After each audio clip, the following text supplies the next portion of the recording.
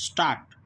પવિત્ર શ્રાવણ માસમાં મહાદેવની નગરી કાશીમાં યોજાયેલા કિસાન મહોત્સવમાં વડાપ્રધાન શ્રી નરેન્દ્રભાઈ મોદીએ જાહેરાત કરી કે પીએમ કિસાન સન્માન નિધિ યોજના હેઠળ દેશભરના 10 કરોડ ખેડૂત ભાઈઓ અને બહેનોના બેંક ખાતાઓમાં 21,000 કરોડ રૂપિયા ટ્રાન્સફર કરવામાં આવ્યા. તેમણે વિડિયો કોન્ફરન્સિંગ દ્વારા દેશભરના ખેડૂતો સાથે જોડાવા બદલ આનંદ વ્યક્ત કર્યો હતો.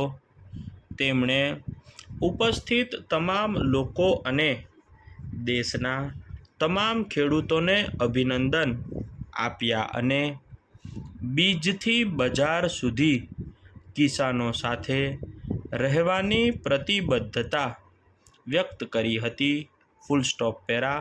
વર્ષ 2019માં જ્યારે પીએમ કિસાન સન્માન નિધિ શરૂ કરવામાં આવી હતી તે સમયને યાદ કરતા વડાપ્રધાનશ્રીએ કહ્યું હતું કે પીએમ કિસાન સન્માન નિધિ અંતર્ગત અત્યાર સુધીમાં ₹3.75 લાખ કરોડ રૂપિયા સીધા ખેડૂતોના ખાતામાં ટ્રાન્સફર કરવામાં આવ્યા છે. આ ભંડોળ કોઈપણ કપાત અથવા કમિશન વિના ખેડૂતો સુધી પહોંચ્યું છે.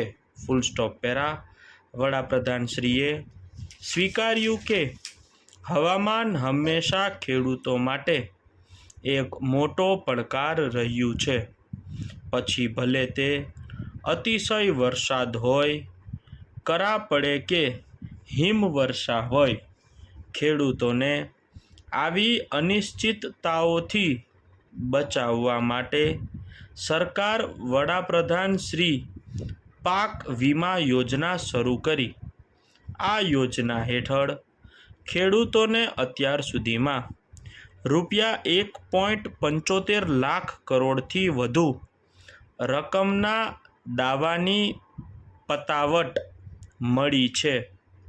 ખેડૂતોને તેમના ઉત્પાદન માટે વાજબી ભાવ મળે તે સુનિશ્ચિત કરવા માટે સરકાર પ્રતિબદ્ધ છે તેની ખાતરી આપતા વડાપ્રધાનશ્રીએ કહ્યું હતું કે ચોખા અને ઘઉં જેવા મુખ્ય ખાદ્ય અનાજ સહિત પાકોના લઘુત્તમ ટેકાના ભાવમાં રેકોર્ડ વધારો થયો છે. ખેડૂતોના પાકને બચાવવા માટે સરકાર દેશભરમાં હજારો નવા વેરહાઉસ બનાવી રહી છે. કૃષિ અર્થતંત્રમાં મહિલાઓની ભાગીદારીનો ઉલ્લેખ કરતા વડાપ્રધાનશ્રીએ લખપતિ દીદી અભિયાન પર પ્રકાશ પાડ્યો, જેનો ઉદ્દેશ્ય સમગ્ર ભારતમાં 3 કરોડ લખપતિ દીદી બનાવવાનો છે. 1.5 કરોડથી વધુ મહિલાઓએ આ સિદ્ધિ મેળવી લીધી છે. સરકારની ડ્રોન દીદી પહેલથી લાખો મહિલાઓની આવકમાં નોંધપાત્ર વધારો થયો છે.